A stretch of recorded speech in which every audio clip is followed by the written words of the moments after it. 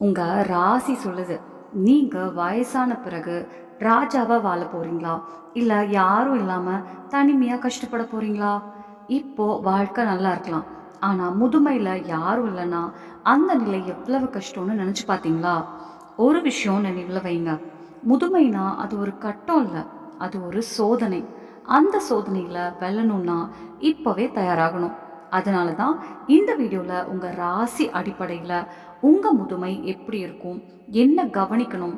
எப்படி கஷ்டங்கள தவிர்க்கலாம்? எல்லாத்தையும் தெளிவா சொல்லப் போறோம். இந்த வாழ்க்கை கட்டத்துல யாருமே தனியா இருக்க முடியாது. எல்லாருக்கும் முதுமை பற்றி ஒரு பயமும், கவலையும் இருக்கும். இளமையில ஏதாவது கஷ்டம் வந்தாலும் நாம் அத எப்படியோ சமாளிச்சிடுவோம். ஆனா முதுமைனா அது வேற மாதிரி. அப்போ நமக்காக யாரும் இல்லைன்னா அந்த வாழ்க்கைய கடத்தவே ரொம்ப கஷ்டமா ஆகிடும்.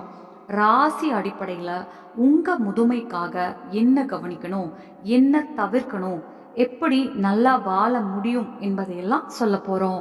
இந்த முறைகளை பின்பற்றினீங்கன்னா வரும் கஷ்டங்களை தவிர்க்கலாம். இல்லைன்னாலும் குறைக்கலாம். அப்படியே ஒரு சந்தோஷமான, அமைதியான முதுமை வாழ்க்கை வாழலாம். அப்படின்னா வாங்க, உங்க முதுமை சந்தோஷமா போகுமா இல்ல கஷ்டமா போகுமா என்று தெரிஞ்சுக்கலாம். அதுக்கு முன்னாடி உங்களுக்கு மகாலட்சுமி அம்மன் ஆசீர்வாதம் எப்பவும் இருக்கணும்னு நினைக்கிறீங்கன்னா இந்த வீடியோவுக்கு ஒரு லைக் பண்ணுங்க. நம்ம சேனல் ஆன்மீக தமிழ் சேனலை சப்ஸ்கிரைப் பண்ணிக்கோங்க. கருத்து பகுதியில் உங்க இஷ்ட தெய்வத்தையும் எழுத மறக்காதீங்க. முதல் ராசி மேஷம். இந்த ராசிக்காரங்களோட முதுமை வாழ்க்கை கலவையா இருக்கும். சில நேரம் ரொம்ப சந்தோஷமா இருக்கும், சில நேரம் கொஞ்சம் கஷ்டங்களும் வரும். ஆனா பார்த்தா வாழ்க்கை சாதாரணமாக தான் போகும். பெரிய பிரச்சனை எதுவும் இருக்காது. இவங்களோட முக்கிய பிரச்சனை என்னன்னா, மனசை கட்டுப்படுத்த முடியாதது. மனசு ரொம்ப அலைப்பாயும், கவனம் குறைவு. அதனால தியானம் பண்றதுல கஷ்டம் இருக்கும். அதனால இவங்க தினமும் காலையில சூரியனுக்கு தண்ணி ஊற்றணும். இதோட சேர்த்து ஒவ்வொரு திங்கட்கிழமையும் மஞ்சள் நிற உடை அணிந்தா நல்ல சக்தி கிடைக்கும். மனசும் கொஞ்சம் அமைதியா இருக்கும். ரெண்டாவது ராசி ரிஷபம். இந்த ராசிக்காரங்க முதுமையில ரொம்ப சந்தோஷமா இருப்பாங்க. அந்த சந்தோஷம் ஆடம்பரத்துல இல்ல, மன அமைதியில தான் இருக்கும். வாழ்க்கையில திருப்தி இருக்கும். பெரிய ஆடம்பரம் இல்லாமலே சிம்பிளா நல்லா வாழ்வாங்க. இவங்க குணம் கொஞ்சம் சீரியஸா இருக்கும். ஆனா மனக்கட்டுப்பாடு நல்லா இருக்கும். மனசை அமைதியா வச்சுக்கணும்னா இவங்க எப்பவும் சுத்தமான நீல நிற உடை அணியணும். அதே மாதிரி காரமான சாப்பாடு, அதிக மசாலா எல்லாம் தவிர்க்கணும். சாதாரண சாப்பாடு தான் நல்லது. அதால உடல் நலம் கூட நல்லா இருக்கும். மூன்றாவது ராசி மிதுனம். இந்த ராசிக்காரங்க முதுமையில உடல்நல பிரச்சனை காரணமா கொஞ்சம் கஷ்டப்படலாம். அதனால இப்போவே உடல் நலத்தை கவனிக்கணும். இல்லைன்னா அப்புறம் பிரச்சனை வரும். இவங்களோட மனசு சீக்கிரம் ஒரே இடத்துல நிலை பெறும். ஆனா பிரச்சனை வந்தா உடனே சிதறிடும். அதனால இவங்க இலகுவான நீல நிறை உடை அதிகமா அணியணும். அதே மாதிரி தினமும் சோம்பு சாப்பிட்றது நல்லது. அது உடல்நல பிரச்சனைகளை குறைக்க உதவும். அப்படி செஞ்சா உடம்புல உற்சாகம் இருக்கும். சூரியன் அருள் இருந்தா முதுமை வாழ்க்கை நல்லா போகும். நான்காவது ராசி கடகம். இந்த ராசிக்காரங்க முதுமையில பெரிய கஷ்டம் எதுவும் இல்லாம அமைதியா வாழ்க்கை நடத்துவாங்க. சிறு சிறு விஷயங்களுக்கு டென்ஷன் ஆகும் குணம் இருக்கும். ஆனா பக்தி, ஆன்மீகம் வந்தா உடனே மனசு செட்டில் ஆகிடும். மனசு அமைதியா இருக்கணும்னா இவங்க ஆரஞ்சு நிறத்தை பயன்படுத்தணும். அதே மாதிரி தினமும் பால் குடிச்சா உடம்புக்கு சக்தி வரும். எலும்புகளும் ஸ்ட்ராங் ஆகும். உடம்புல ஃப்ரெஷ்னஸும் இருக்கும். ஐந்தாவது ராசி சிம்மம். இந்த ராசிக்காரங்க முதுமையில் ரிலேஷன்ஷிப் ப்ராப்ளம் காரணமாக கொஞ்சம் மனசில் கஷ்டம் இருக்கும். உறவுகள் சரியா இல்லைன்னா மன அழுத்தம் வரும். மனசு கான்சென்ட்ரேட் ஆகும். ஆனால் கஷ்டம் வந்தால் கண்ட்ரோல் பண்ண முடியாது. அதனால இவங்க பச்சை நிறத்தை அதிகமாக பயன்படுத்தணும். அதே மாதிரி காலையில் சூரியனுக்கு தண்ணி ஊற்றணும். அப்படி செய்தால் மனசுக்கு அமைதி வரும். உடல் நலமும் நல்லா இருக்கும். ஆறாவது ராசி கன்னி. இந்த ராசிக்காரங்க முதுமையில் ரொம்ப அமைதியாக சும்மாவே எந்த பிரச்சனையும் இல்லாமல் வாழ்வாங்க. வயசு அதிகமாக இருந்தாலும் வாழ்க்கையை ரொம்ப நல்லா சமாளித்து நடத்துவாங்க. எப்பவும் சந்தோஷமாக மன நிறைவோடு இருப்பாங்க. ஆனால் ஒரு விஷயம், பண விஷயத்துக்கு வந்தால் மட்டும் ரொம்ப கவனம் வைப்பாங்க.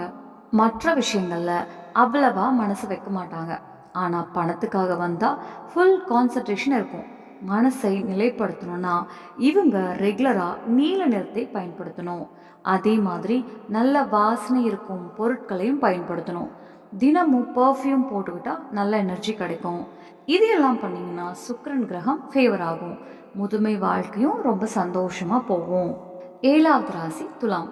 இந்த ராசிக்காரங்க முதுமையில் பணம் சம்பந்தமான பிரச்சனை சந்திக்க வாய்ப்பு இருக்கு.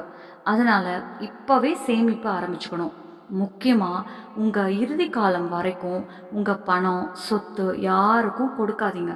இல்லைன்னா அது உங்களுக்கே பெரிய பிரச்சனையாக மாறிடும். முதுமையில் பணத்தை யாருக்காவது கொடுத்தீங்கன்னா அதை திரும்ப பெற முடியாமல் கஷ்டப்படுவீங்க. இவங்க முக்கியமாக தவிர்க்கணும் விஷயம் போதை பழக்கம். ஏதாவது போதை இருந்தால் உடனே நிறுத்தணும். இல்லைன்னா அதே விஷயம் முதுமையில் கஷ்டத்துக்கு காரணமாகிடும். 8வது ராசி விருச்சகம். இந்த ராசிக்காரங்க முதுமையில் சந்தோஷமும் கஷ்டமும் ரெண்டும் இருக்கும். ஆனால் சந்தோஷமான நாட்கள் அதிகமாக இருக்கும். வாழ்க்கை முழுக்க ஏற்றத்தாழ்வுகள் இருக்கும். ஒரு நாள் சந்தோஷம், அடுத்த நாள் கஷ்டம், இப்படி மாறி மாறி நடக்கும். இவங்க ரொம்ப பேரை பற்றி கவலைப்படுவாங்க. அதனால தாங்களே கஷ்டப்படுவாங்க. மனசும் அமைதியாக இருக்காது. அதனால இவங்க சிவப்பு நிறத்தை பயன்படுத்தணும். வாழைப்பழம் அதிகமாக சாப்பிடணும். இதனால உடல் நலம் நல்லா இருக்கும், மனசும் காமாகும். 9வது ராசி தனுசு. இந்த ராசிக்காரங்க முதுமையில் தங்களோட குடும்பத்தோட ரொம்ப நெருக்கமாக இருப்பாங்க. அவங்களோட உறவினர்களும் இவங்கள ரொம்ப மதிப்பாங்க, மரியாதை கொடுப்பாங்க.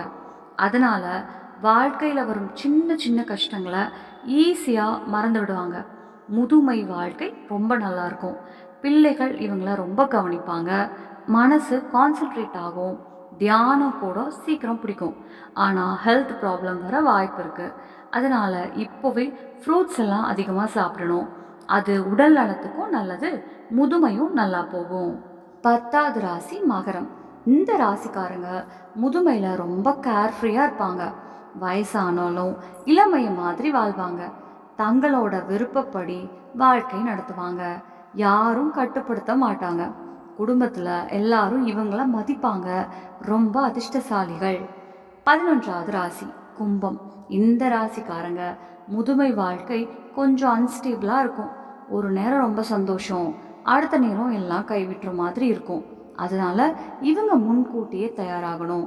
ஃப்யூச்சருக்காக சேமிப்பு முக்கியம். மனசு புத்தி ரொம்ப ஸ்ட்ராங். வயசானாலும் ஷார்ப்பாக வேலை செய்யும்.